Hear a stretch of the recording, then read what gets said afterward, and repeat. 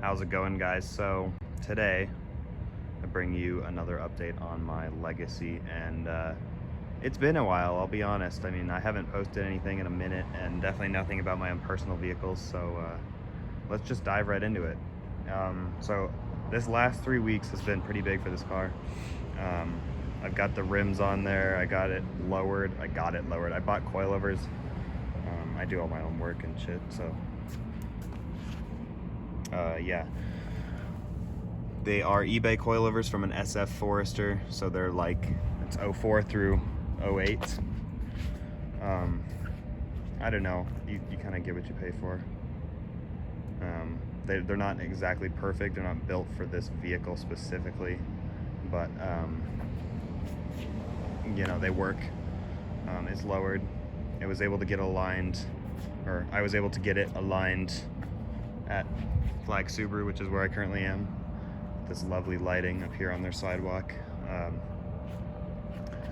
One of the parts guys here hooked me up, so I'm really thankful for that. But yeah, I'll show you what I got here.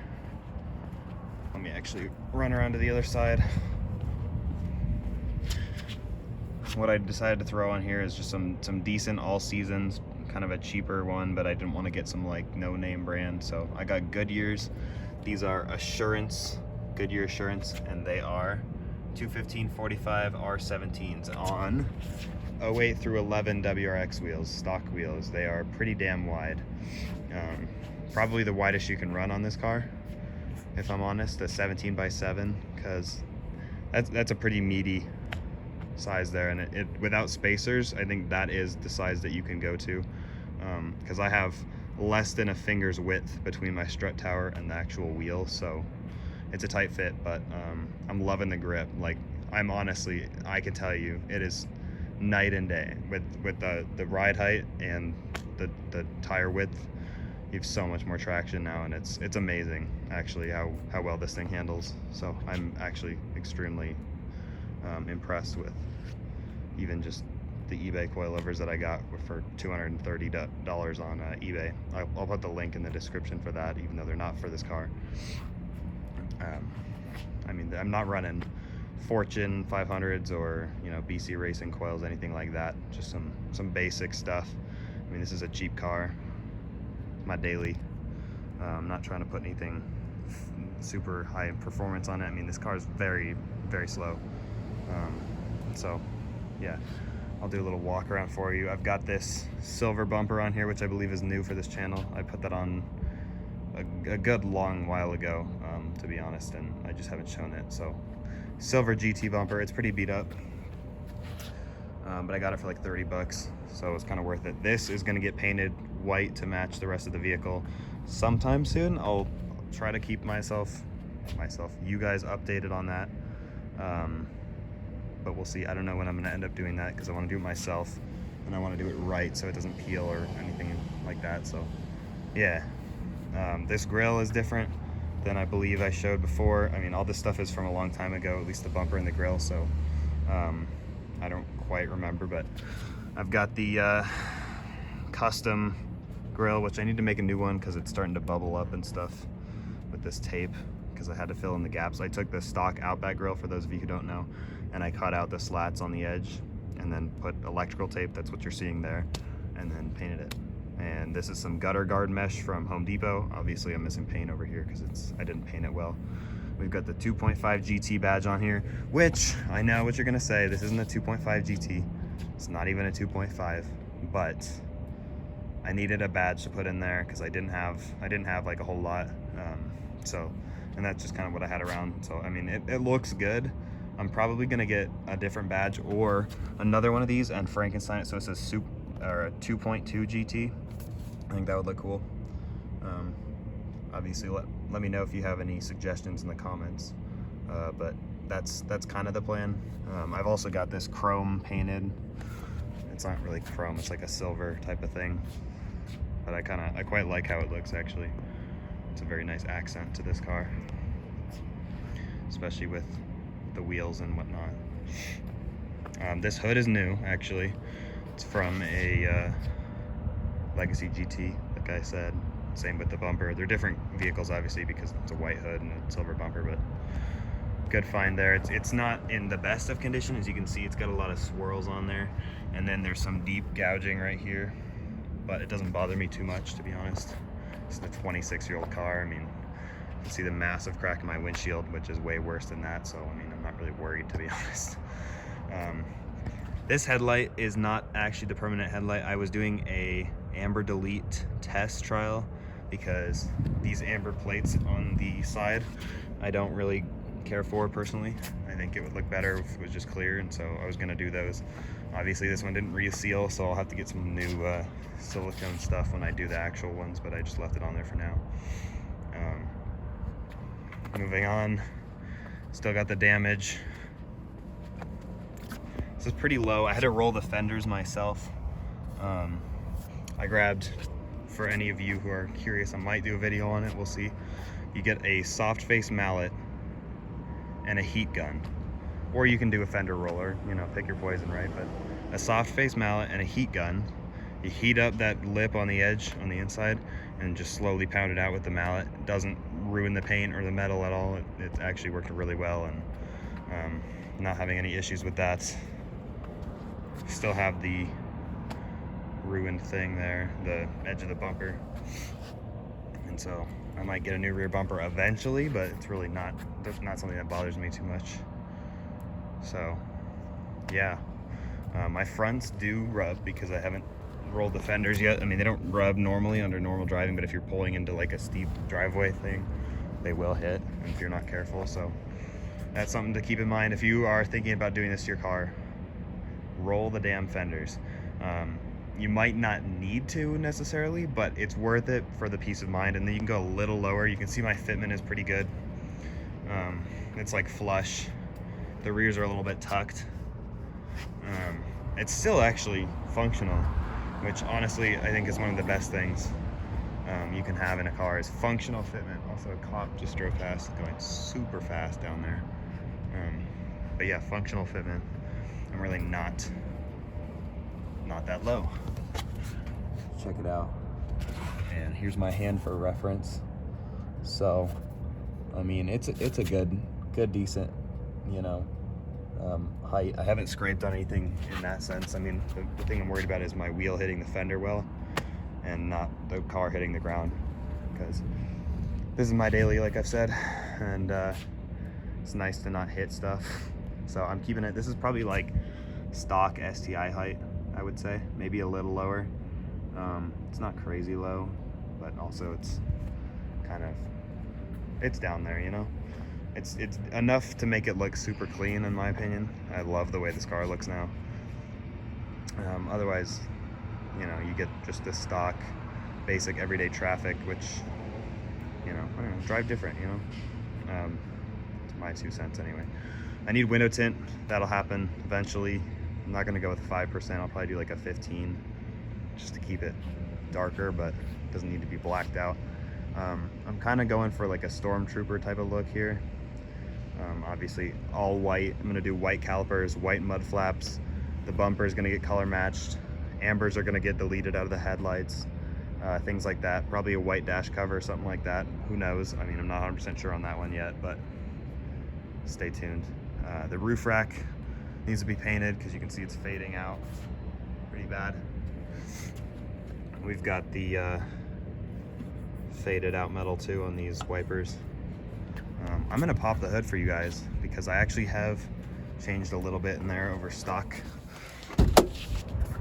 and might be worth showing if you're interested. Just give me 1 second here. I'm gonna prop this thing up.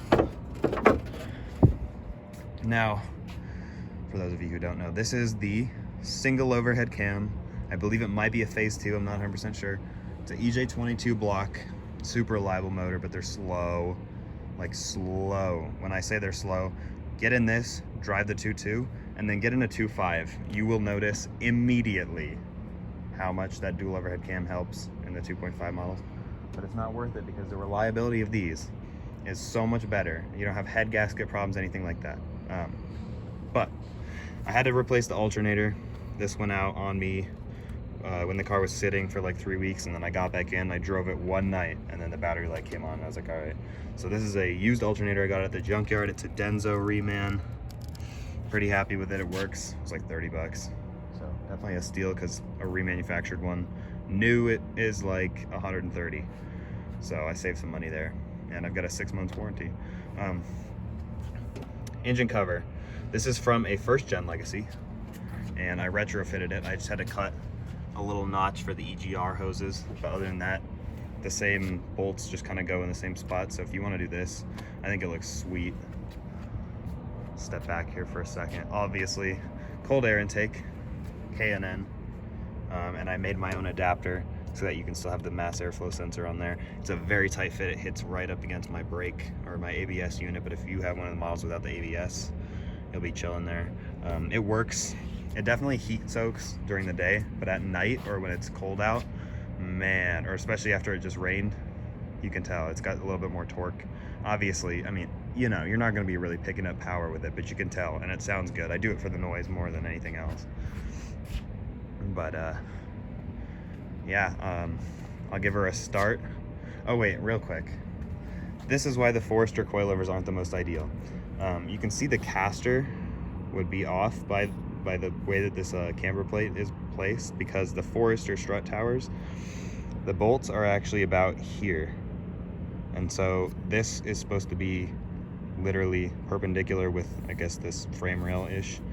And so, you know, when your strut comes down, it's straight, and so that there's no caster misalignment, or, you know what I mean, out of adjustment type of thing. So I actually have about 4.5 degrees of caster on the front, which, I mean, there's nothing I can do about it other than if I was to find some other camber plates. I haven't been able to find any. I think I found one ISC set, but it was like $500 or like $350 or something like that. Not worth it for me. I mean, it does make the steering a little weird. It drives straight, but it doesn't like correct. So if you turn right or whatever and you let go of the steering wheel, it'll kind of like stay going right. You have to return it to center itself because the caster is all messed up, but it shouldn't wear my tires. So, I mean, I'm no expert, but I would imagine it's not gonna cause me any weird tire wear. I've got an alignment, so the camber is fine and the toe is perfect, but the caster is super weird and there's nothing I can do about that. You can see how off it is. It's like, whatever. I would show you with the wheel off. If I have a picture of that, I'll insert it, but we'll see. Anyway, anything else new? Yeah, I have a hard start in here, a hard start kit in here, because my starter wasn't getting enough power, so that when you hit the key, it would feel like a failed starter. It would just click and click and click.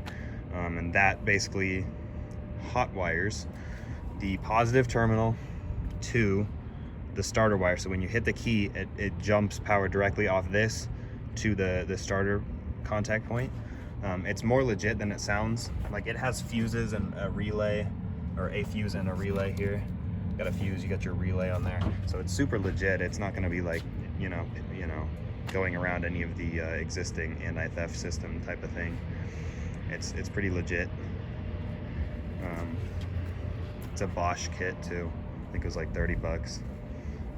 I'll give you a little mileage check and I'll start it up. We got the lovely wood grain wheel with the Forester airbag, which I have mixed feelings about. I'll probably end up switching it back. Starts right up. Still got the airbag light on because the steering wheel is not compatible with this model. If you want this style steering wheel, it will work on a 97 and a 98 and a 99. Maybe not 97. It's definitely 98, 99 though. There's a whole spiel on that. You can't just directly plug it in, but there's some stuff you can do to make it work. That's for another video. So 207,327 miles. I mean, it speaks for itself. And that's with 12 years of undocumented mileage too, so it's probably got like 300K on it, but really, what can I say? Also, this is, I believe, new, the head unit, which I will make a video on if it's requested. It's a cheap unit, but it has CarPlay and all that stuff, and it works quite well, I would think, or I should think, for $90 on Amazon. I will try to link this in the description. I might just make a new video on it, a separate one, because it's probably worth doing, and it fits honestly pretty well in this dash. But yeah, let's get right to it. Got a little bit of a lifter tick which it won't do it, of course, because it's on video, so it's being good. But it's a noisy motor, I'll tell you that. It's definitely not perfect, but it doesn't affect how it runs, so I'm not really worried. Oh, there it is. You can hear that. It kind of comes and goes, whatnot. Everything's stock, pretty much, other than the suspension setup. Got my little lowered wagon sticker on the back. Had that on there since I bought it, even. Pretty interesting. Stock muffler. Might be changing that, but I'd have to get headers first because I don't like the way these NAs sound without UELs. So that's for another time. This dual filament bulb, only one of the filaments works, so the turn signals work, but not the running lights, which pisses me off, but I'm cheap, so I haven't bought a new one yet. See that nice crack in my phone right there. In my phone camera there. Here, I'll hit the hazards for y'all. See, that bulb does work. I believe they're honestly going at like different rates, but that's just some weird stuff going on there. Not much else to say. I'm sure there's something I'm forgetting. I mean, it's been over, 6 months, maybe even a year since I made a video on this, because there hasn't been much. I mean, obviously there's been a lot, but this is all pretty recent in the last couple months, so I'm happy to show y'all. And I don't know. No new oil leaks, really. I mean, I guess I wouldn't know because everything's leaking oil because it's a Subaru, but yeah, man, I'm really happy with this car. Bought it 3 years ago for 200 bucks, and it's lasted, so figured I would dress it up just a little bit, but yeah. That's pretty much it. If y'all have any other questions for me, anything like that, please put it down in the comments. I'd love to answer questions. I'm going to try to be more active. I know that there's been a long hiatus, and so I apologize for that, but hopefully you guys enjoyed this. If you have any questions about this build, it's not really a build, it's really just wheels and springs, but whatever, or coilovers, let me know. I'm happy to answer. I know I just said that. I'm happy to answer literally any questions that I can. Help doing something like this to your car if you have a second gen, anything like that, just let me know. As always, thanks for watching, and consider subscribing if you haven't, because I'm gonna probably start making a little bit more content. But yeah,